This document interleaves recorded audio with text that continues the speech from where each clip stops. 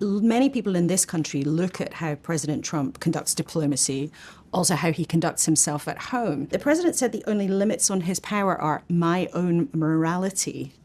Have you got another king 250 years after getting rid of the last one? No, we don't have a king. We have a strong commander-in-chief, and America needed that. And frankly, freedom-loving people around the world needed that. A strong America is good for everybody around the globe, and most people recognize that and state it as an objective fact. He's exerting peace through strength again.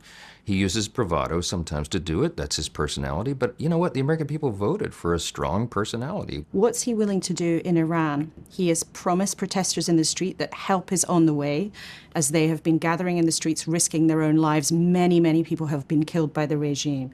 Is America willing to take military action against the Iranian regime to bring it to an end? We certainly hope that it doesn't come to that, and I think what he's doing right now is a strong show of moral support. I think President Trump's speaking out has encouraged and fueled the fire, so to speak, for freedom, and I think that's a good development. And yet many people are dead who have been out protesting on the streets. It's the terrible. Iranians would have it that actually what has happened is this protest has been put down and many people have been killed. So I ask again, what's President Trump really willing to do beyond offering what you describe as moral support? Well, you would have to ask him that. What's your view? You're third most powerful politician in the United States. Yes, I'm in charge of the House of Representatives and the Congress, and it is the role of Congress under our constitutional system to declare war. I don't think we're anywhere close to that or in any necessity of that.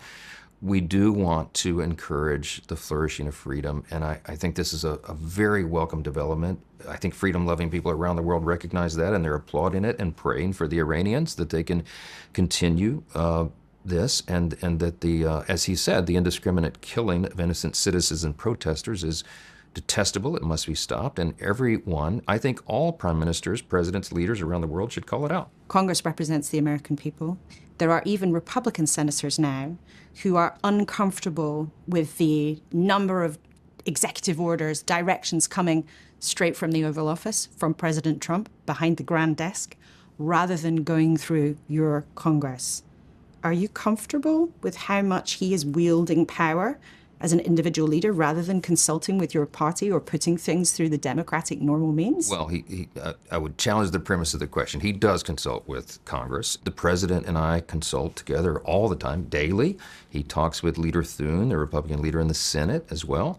Our colleagues are conferring with him constantly. And this is the most engaged and involved president with Congress probably in the history of the country. I mean, if you go back... Really? When even yes. some Republican senators are concerned about the balance between the Oval Office and Congress? Well, there's a constant friction. Our system is set up so that we have the balance of powers. And it doesn't mean in any way that we are yielding any of our authority as the legislative branch. It means that we are trying to unify the government and work in an efficient and effective manner for the people. And I will say, the record that we have produced is one that we are quite proud to run on.